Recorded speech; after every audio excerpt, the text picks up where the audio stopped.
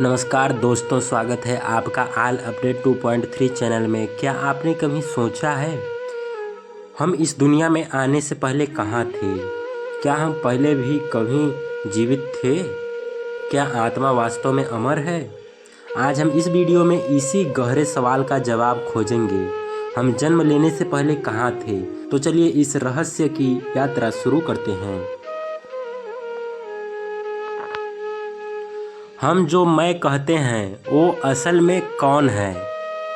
क्या हम यह शरीर है? नहीं, शरीर तो मिट्टी है और एक दिन मिट्टी में मिल जाना है। लेकिन मैं जो सोचता है, महसूस करता है, सपने देखता है, वो आत्मा है। भगवत गीता में श्री कृष्ण ने कहा है, न जायते म्रियते वा कदाचित।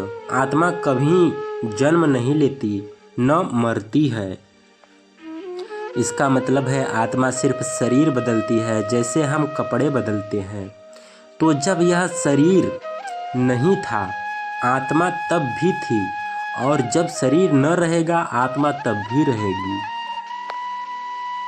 मृत्यु के बाद आत्मा कहाँ जाती है? कई धर्मों और ग्रंथों में इसका वर्णन मिलता है। हिंदू धर्म कहता है आत्मा मृत्यु के बाद यमलोक में जाती है। वहाँ उसके कर्मों का हिसाब होता है। अच्छे कर्म करने वाले को स्वर्ग मिलता है और बुरे कर्म करने वाले को अगले जन्म में कठिनाइयाँ मिलती हैं। बौद्ध धर्म कहता है पुनर्जन्म एक निरंतर चक्र है, जिसे संसार कहा गया है। जब तक आत्मा मोक्ष या निर्वाण प्राप्त नहीं करती, वो जन्म मृत्यु के इस चक्र में घूमती रहती है। अब बात करते हैं विज्ञान की। विज्ञान आत्मा को नहीं मानता। कई वैज्ञानिकों का मानना है कि चेतना ऊर्जा का एक रूप है और ऊर्जा कभी नष्ट नहीं होती, केवल रूप बदलती है। तो संभव है कि हमारी चेतना भी शरीर छोड़ने के बाद किसी और रूप में बनी रहती हो। कई नियर डेथ एक्सपीरियंस (NDE) वाले लोगों ने बताया है कि उन्हें अपने शरीर से बाहर निकलने का एहसास हुआ। उन्होंने प्रकाश देखा, शांति महसूस की और फिर लौट आए। क्या यह आत्मा का अनुभव था? शायद हाँ।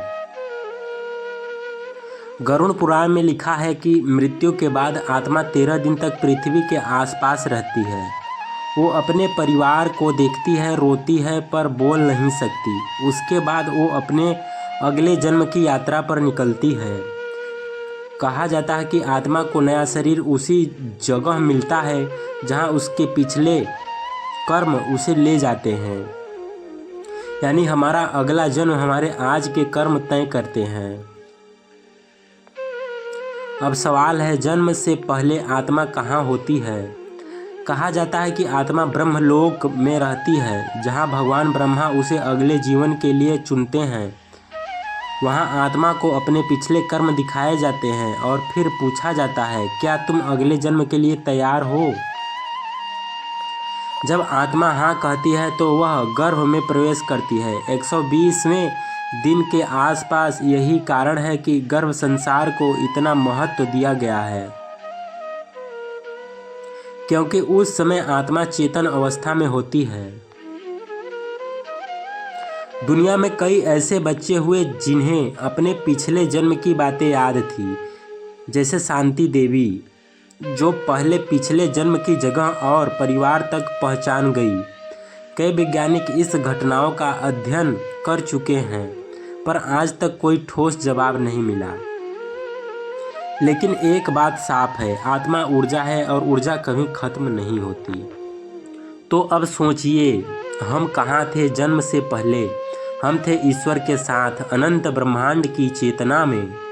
हमने इस धरती पर आकर बस एक नया शरीर अपनाया है, एक नया किरदार, एक नया अध्याय।